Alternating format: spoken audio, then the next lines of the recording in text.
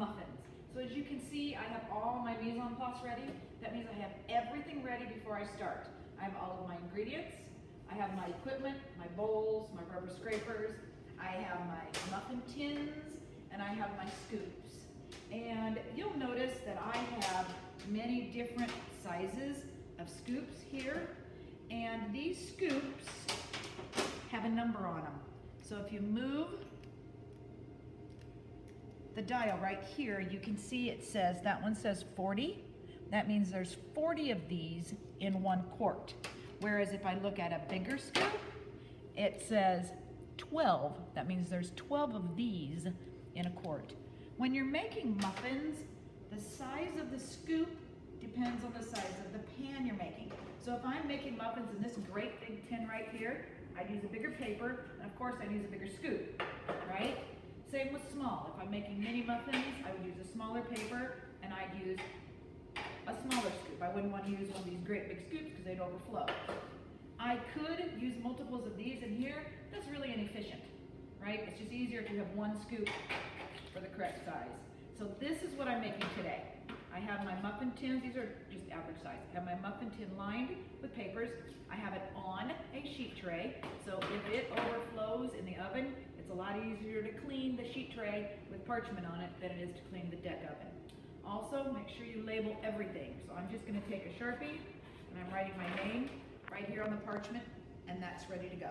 So for this, okay, I'm gonna use the blue scoop today for these. So I'm gonna keep that there. All right, I have my formula ready. I have all my ingredients measured, so I'm gonna go ahead and get started. So first thing I need to do is I need to whisk the eggs, the milk, and the flavoring together. So I have my bowl, I have my whisk. I have my eggs. And when I crack eggs, I have 3 delis. I take my egg out of one and I crack it on a paper towel. And the reason I do this is because it's much easier to clean. This, I can just pick this up and throw it away, and I don't get egg all over the place. Get my delis close, and I crack my egg on a flat surface. If I crack my egg on here, what can happen is if there's salmonella on an egg, it's usually on the outside shell. And if I crack it on the side of the bowl, then the salmonella could go inside the egg. So if I crack it on a flat surface, it's less likely. So I'm gonna crack my egg, I'm gonna break it into a deli, get rid of the shell, and always, always, always go over and wash your hands after you're done. So I have my egg that I'm going to put into my bowl, and I always crack it in a deli as opposed to cracking it directly in here, because if you crack an egg and your egg is rotten and you crack it into a bowl that already has products in it and it's bad, now you have to start over. So it's easier just to crack it into a deli than put it directly into your recipe. So I got my egg, my milk, and my flavoring. And for flavoring, I'm using vanilla. I always wrap vanilla because vanilla has a tendency to evaporate. So I just like to make sure I keep my vanilla fresh and keep it wrapped and all that. Okay, so I'm gonna whisk these together, just until they're whisked together. Nothing special. Okay, then I'm gonna mix my dry ingredients together and sift them into a bowl. So my dry ingredients consist of my flour and my sugar, my baking powder, my salt. I'm just gently going to sift those together.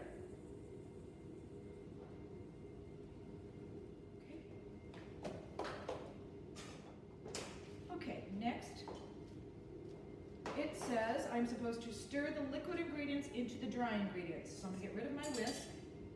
I'm gonna take my rubber scraper, and I like to make like a well in the middle of my muffin mix. And then I put my wet ingredients directly in. And you do not want to overmix. Muffins are a quick bread, and you want to make sure that you do not overmix it. So I just kind of try to incorporate some of the flour in. When I get it about halfway mixed, then I'm going to take my melted butter. Well, first of all, I should put my berries in my zest, and I'm gonna add a little bit of lemon zest. It just kind of brings out the brightness in these muffins. So I'm gonna add a little bit of lemon zest. I always cover lemon zest also, so it doesn't dry out. So I'm gonna add a little bit of lemon zest, and I'm gonna add berries or chocolate chips or whatever at this stage. See how I still have a lot of flour in there? So I'm gonna mix it, and then when it's about a little over halfway mixed together and it's still really lumpy, I'm gonna add my butter. And I'm gonna mix it, but I'm not gonna overmix it. Lumps in muffins are okay. So I'm just very gently mixing it. Lumps in muffin batter is okay. A little bit of flour showing is still okay. Just wanna make sure everything's incorporated. Okay, see how that is? All right, scrape down my sides here. All right, now I'm gonna go over and get my scoop.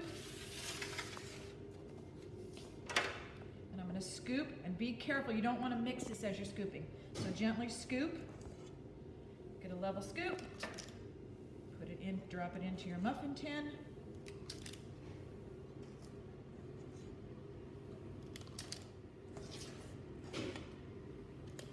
See how I'm not mixing them, I'm just scooping.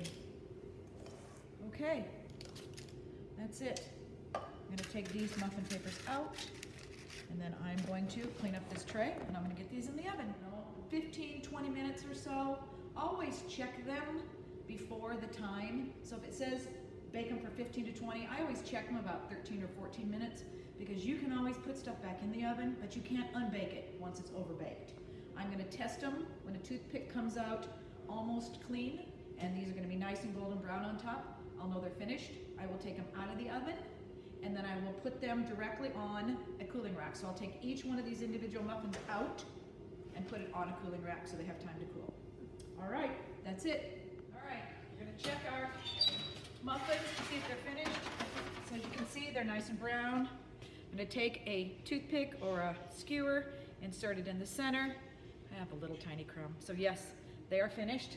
Put those in my oven, and I take them directly onto a cooling rack. So I'm going to not touch this. I'm gonna grab my parchment. I'm gonna put my cooling rack on my sheet tray, and then I take them. I want to carry over cooking to stop. If I leave them in the pan, they'll continue to cook. So I'm just gonna lift them like this directly out, put them directly onto my cooling rack. They're kind of warm here, so be careful. And what you're looking for a muffin that is not have a peak on it, but has a nice dome to it and is pebbly. If it is smooth, like if the whole thing is really smooth, that's a good indication that you've overmixed it. So I'm looking for a pebbly top, a little bit of a dome, and then when I break open, I want to make sure that there's no tunnels. So I'm just going to tear this muffin open. You can see an even distribution of my chocolate chips. I might have overmixed it just a little bit. There's some little tiny bits of tunneling there, but overall, that's not too bad. So you do not want peaks, you do not want tunnels, you want pebbles, you want it pebbly on top and not smooth. So there you go, there's your muffins.